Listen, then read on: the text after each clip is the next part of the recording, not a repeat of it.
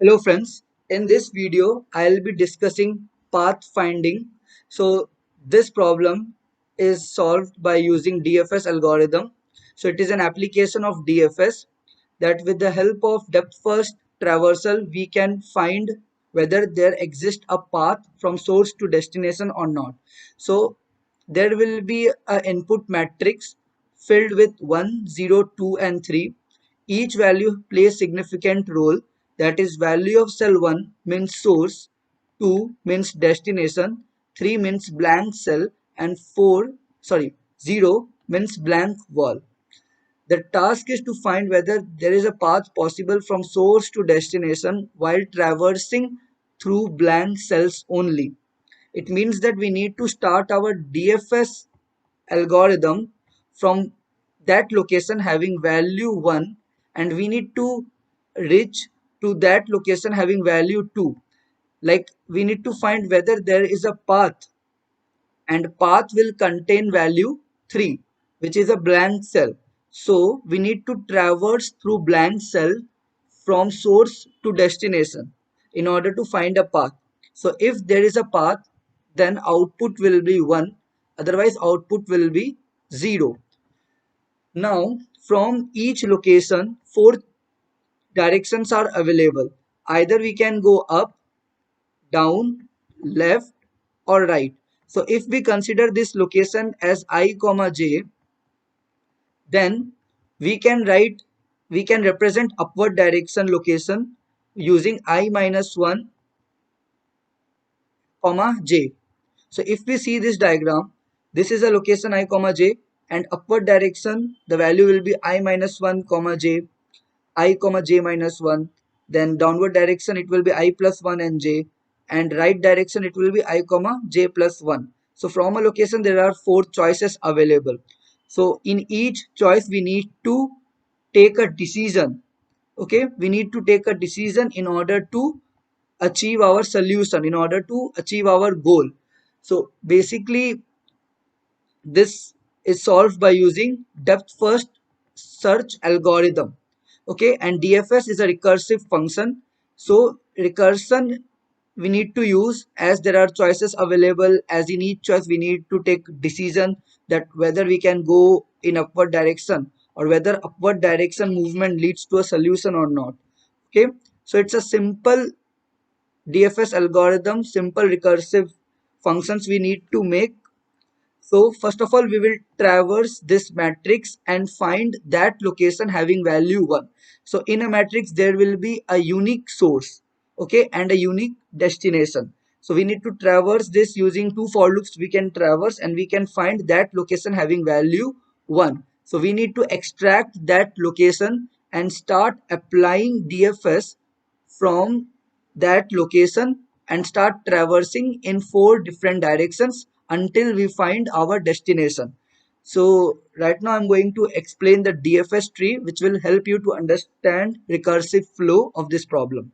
So we are going to use Dfs algorithm from location 2 comma 1, as because in 2 comma 1 we have value cell value 1. So in Dfs we need to maintain a visited array. So there will be 2D visited array which will keep track of each cell location whether it is visited or not. Okay, so there will be a 2D visited array.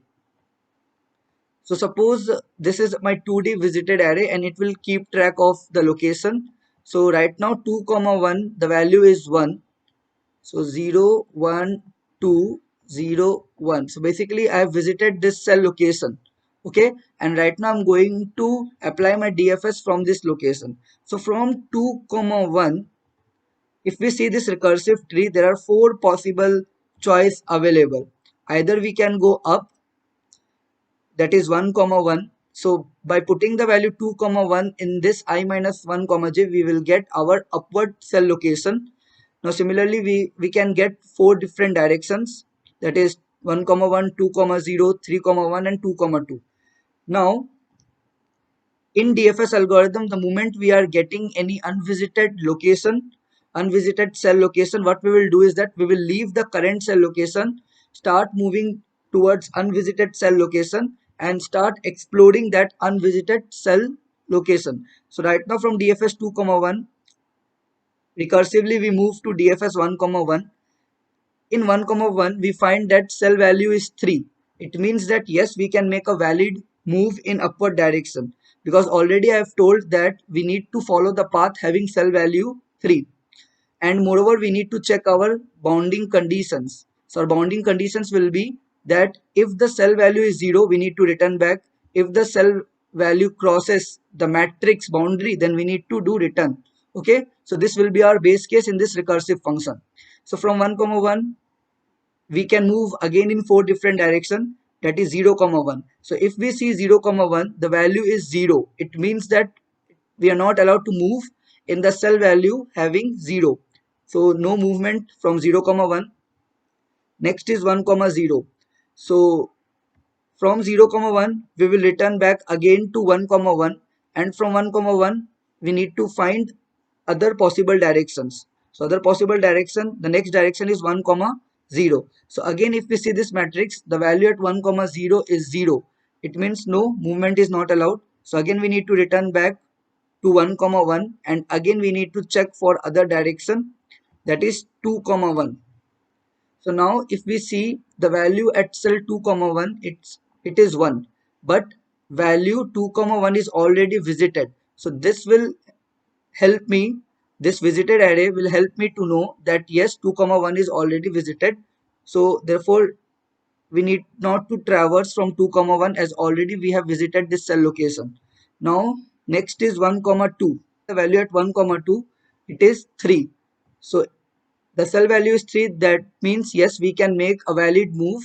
So from DFS 1 comma 2, again there are 4 possible directions, 4 possible choices available, that is 0 comma 2, 1 comma 1, 2 comma 2 and 1 comma 3. So if we look at this value in a matrix, if we see 0 comma 2, the value is 0, movement is not allowed. 1 comma 1 already we have visited, so we'll keep track of visited cell location in this visited array. 2 comma 2, if we see the value at 2 comma 2, it's 0, no movement is allowed. 1 comma 3, the value is 0, again no movement is allowed. So we have totally traversed the cell location from 1 comma 2. So right now if there are no possibilities left, what we need to do is that we need to return back to the caller. So the caller is 1 comma 2, we have completely traversed 1 comma 2, no possibility left. We'll be returning back to the caller of 1 comma 2, that is 1 comma 1. Again from DFS 1 comma 1 we have completely traversed, completely explored DFS 1 comma 1. Then we'll move to the caller of 1 comma 1, that is 2 comma 1. So started from DFS 2 comma 1, I moved to 1 comma 1, completely traversed, explored 1 comma 1, again move back to the caller of 1 comma 1, that is 2 comma 1. The next possible direction is 2 comma 0. So if we see 2 comma 0, the value is 0, it means the movement is not allowed. Again return back to the caller, that is 2 comma 1. Next direction is 3 comma 1. So if we see the value at 3 comma 1, it's 3. It means that yes, we can make a valid move. Now from 2 comma 1 we will move to 3 comma 1. From 3 comma 1, again there are 4 possible choices available, that is 2 comma 1. Okay, 2 comma 1 means upward direction. So if we see the value at 2 comma 1, the value is 3. So already we have visited 2 comma 1. Okay, so this track will be keeping in visited array. So 2 comma 1 is already visited. 3 comma 0, if we see the value at 3 comma 0, it's 0, no movement is allowed. Now next comes 3 comma 2. So if we see the value at 3 comma 2, the value is 3. It means that yes, we can take a valid move. So we will left 3 comma 2 and start exploring its adjacent cell locations, that is upward, down, left and right cell locations. So again we are going to check upward direction, not possible. 3 comma 1, 3 comma 1 is already visited. 4 comma 2, 4 comma 2, if we see the value, the 4 comma 2 is out of this matrix. Next is 3 comma 3. So if we see the value at 3 comma 3, the value is what? 2. It means that yes, we got our destination. It means that there is a path from source to destination. Therefore it will stop its traversal and start returning value true to the caller.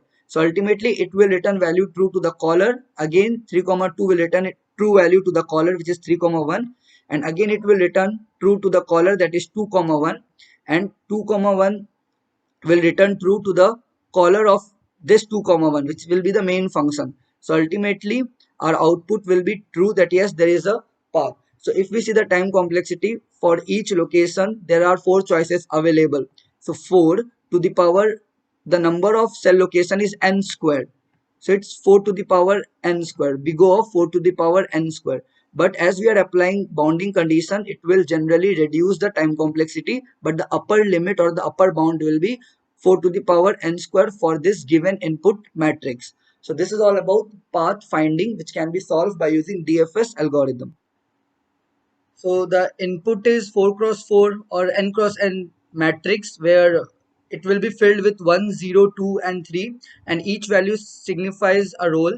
That value 1 in a cell location means source, value 2 means destination, value 0 means a wall, and value 3 means blank cell.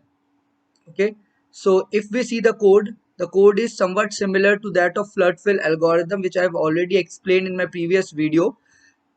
Okay, so it is a main function, and inside the main function what I have done is that I have created a visited array. It will be a visited vector array.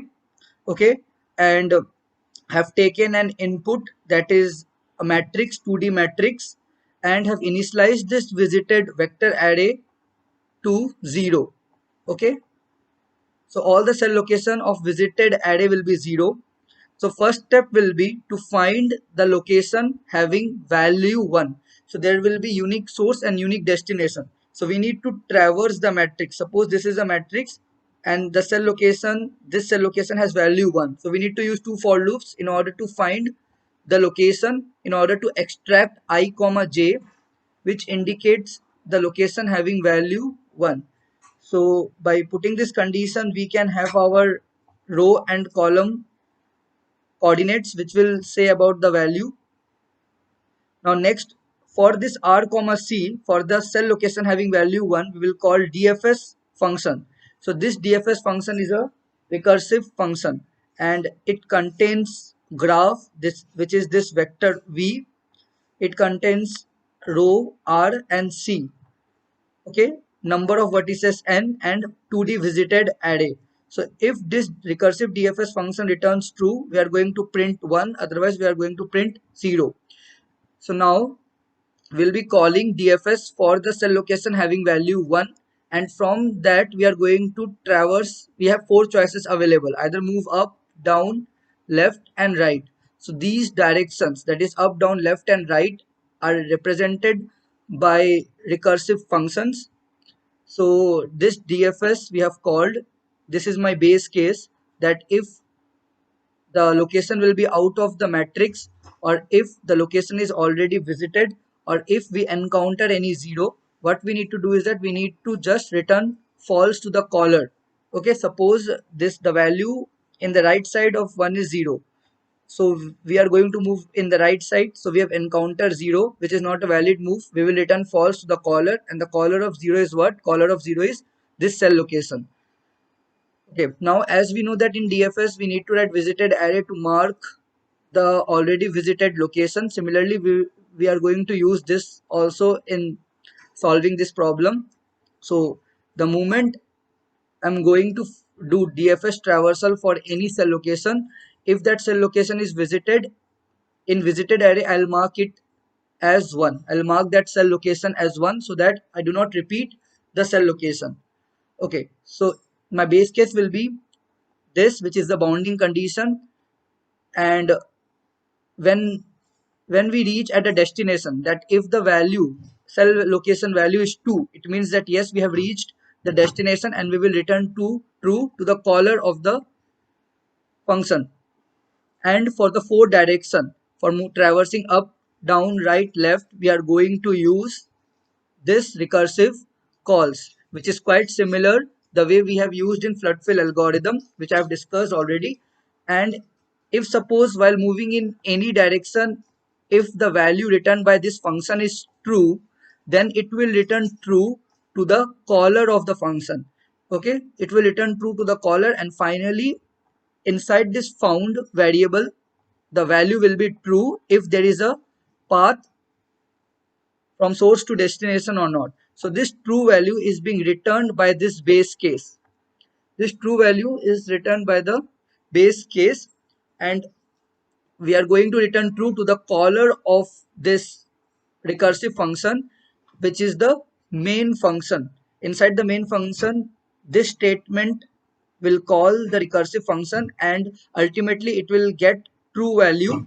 And yes, if true equals to true, it means that yes, there is a path from source to destination. So this is a basic code where we have used DFS algorithm to solve this problem.